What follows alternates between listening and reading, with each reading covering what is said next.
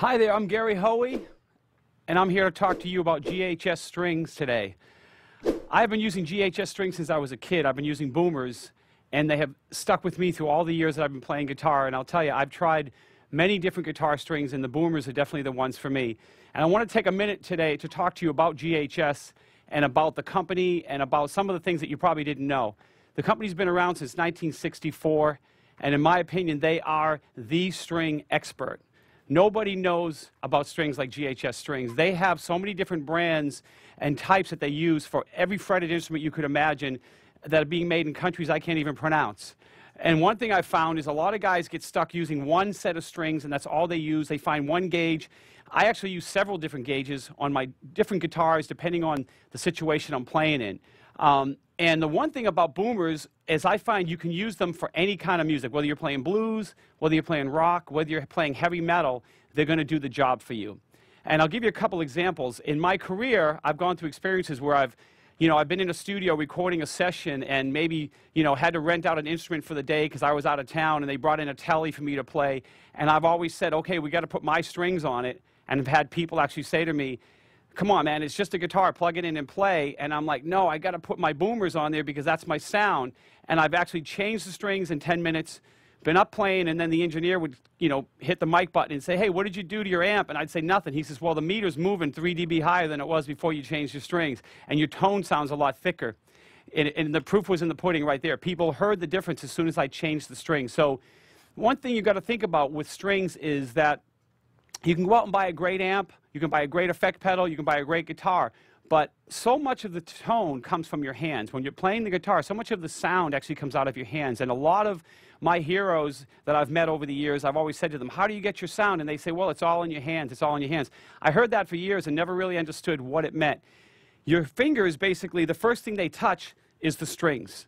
Okay, that's the first connection to your sound, is your fingers touching the strings. If you don't have the proper strings under your fingers, you're not going to get the sound that you're looking for or the sound that you're hearing in your head. And the thing I love about boomers and GHS is that when you play the string, if you hit the note, even if you're playing like a blues kind of thing,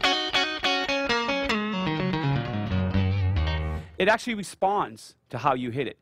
And that's what I mean by the tone coming from your hands. When you strike a note on the guitar, if you hit it soft, the string should respond that way. When you hit it hard, the string should come alive. And that's exactly what boomers do. I've also tried a lot of other ones, like the nickel rockers. I've also tried the zero boomers, which are cryogenically treated in liquid nitrogen. I mean, what company goes to the depths of actually freezing their strings? I'm actually thinking about taking a set of those and stick them in my time capsule, so maybe 10,000 years from now, there'll still be a fresh set of strings for somebody. I also play acoustic guitar, and I use the phosphor bronze strings on all my acoustic guitars.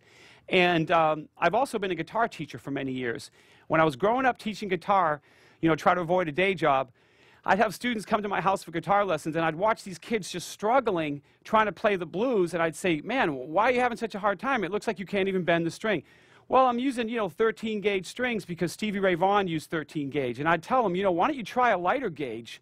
Maybe you'll get a better feel for what you're doing. And I've had my students lighten up to a 9 gauge, and all of a sudden they're playing blues like they never played before. And they come to me and thank me. They say, man, I'm so glad you told me to try a different set of strings.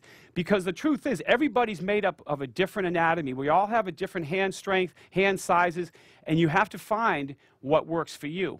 And with GHS, go out and buy 5 different sets of strings. Like myself, I'll actually use like the TNT boomers, which are a 10 through 52, so it's got a heavy bass string.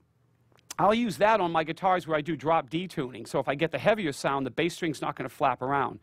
I also do things, if I'm getting ready for a tour, I'll actually put a heavier set of strings on my guitar for a couple of weeks before the tour starts so that I can kind of be in training right before the tour. So I'll be playing with a heavier gauge string, and it gets my hands a little more, where I got to work a little harder, and then a couple of days before the tour, I'll actually go down to a lighter gauge, and then all of a sudden I feel like someone just took weights off my fingers. So get that concept in your mind that you got to try some different strings out, They have strings that are made of different materials.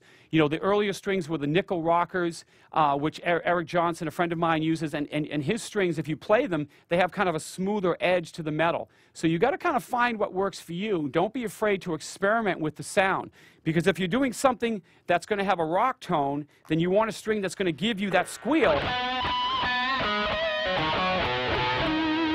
where you're going to actually hit the harmonic and the harmonic's going to come out. And if you're playing a blues sound and you're doing something with a walking bass line, where you want that, you know, you want your string to hold and keep its consistency. And consistency is another thing that I've discovered with GHS strings. They are so consistent in terms of playability, durability, strength, and tone, and they never, I mean, I've opened strings that I've had in my garage for months and months and months, and they still fresh, they still play great. And I've had other companies where I've picked up an old set of strings, I put them on, and they start to break. You know, knock on wood, I haven't broken a string on stage. I can't remember the last time I broke a string on stage.